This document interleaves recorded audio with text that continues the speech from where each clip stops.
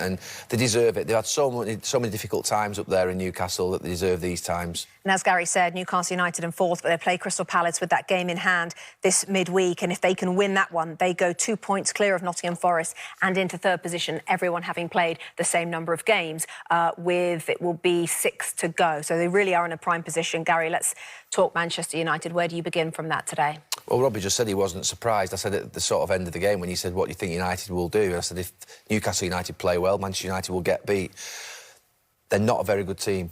Simple as that. The biggest worry is there have been teams in the last 5, 6, 7 years at United where you thought they're very talented players, but they're not really giving it their all. The problem with this group of players is they're giving it their all. I don't think there's a lack of effort.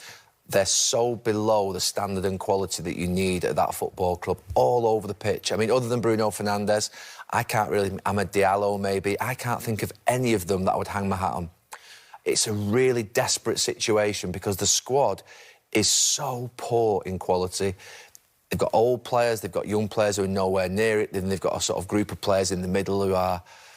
It's a worrying situation. And do you, Gary, still think that the system is going to be a problem for Amorim moving forward, trying to find players to fit in? The system is a problem because I've asked this question for about 2 months. Who are the natural wing-backs? Players that are good enough going forward, that have got great energy, that are good enough going back. Who are those players? Who are these 2 players that he plays in behind the sort of striker? They need a centre-forward who's going to carry the line. Who's that player that's available that's going to go to Manchester United? Because there's 7 or 8 teams at the top of the league that need a striker. So you're not going to go to Manchester United in front of Liverpool or Arsenal who need a striker, or the other teams. Chelsea need a striker. So there's massive issues. And honestly, you just don't know where to start. You don't know where to build the sort of first step from. That's the problem at the moment. And there's a serious amount of time required and good recruitment for that club to get right. Robbie? Couldn't agree more with everything.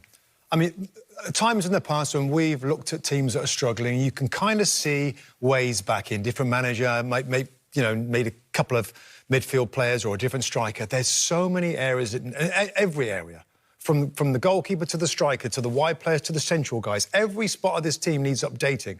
We know what money they've spent recently. We know how difficult it is now with PSR and restrictions of spending. How long is it going to take to get the players required?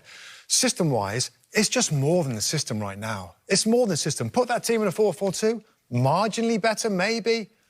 There's a lot of talk about the system, and I hear you. Wing-backs, there's less kind of top wing-backs I feel like that's around in the Premier League and maybe other leagues as well, but it's more than that. It's more than that. They're still paying for the recruitment over the last, decade almost?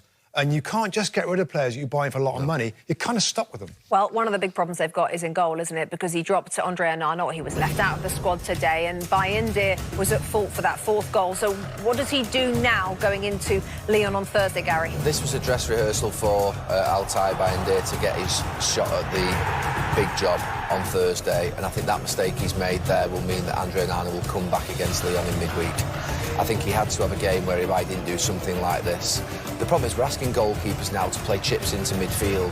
I've talked about it in the last couple of weeks where we pass it back to a goalkeeper. Yoro passes it back to his goalkeeper to play it forward. Why doesn't he play it forward? I mean, goalkeepers are better on the ball, but it's a really bad mistake. And, look, there's no way now that Onana won't play midweek. Robbie? Agree. Yeah, I think exactly right. I mean, Onana, for all the mistakes he makes, this young guy hasn't done a lot. It's his first Premier League appearance, and needed to have a really sound, solid game in a match that was well protected from a back 5 and a 4 that in recent weeks has been a little more solid in terms of foundation for Manchester United. Not today. Trying to play out, not tracking runners. The young lad, Amasit, left back, getting caught out initially. It's not good for the goalkeeper, and the goalkeeper wasn't particularly great. I mean, this isn't his fault, by the way, but Onana, long answer to he'll play on Thursday. And yet you both pre-game didn't think that Onana's the right man for the job long-term. Just very quickly, Gary, we talked about how much time it's going to take. Just give me a time span that you think it will take to get this team back to roughly where it should be. On the basis that they recruit 4 or 5 windows really well, it'd be 4 or 5 years. But you've got to have 4 or 5 good windows to get back to a point whereby they can win. Arsenal have had 5 good windows, 6, 7, 8 good windows, haven't won the title. Klopp, it took, 4 years? So you're talking about that level of time, if the windows are good. If you don't put a foot wrong. Real quick. Amorim, is he going to stay? They're definitely going to stick with him at the start of next season. They're going to invest in him and the system. So he's going to get a chance. OK.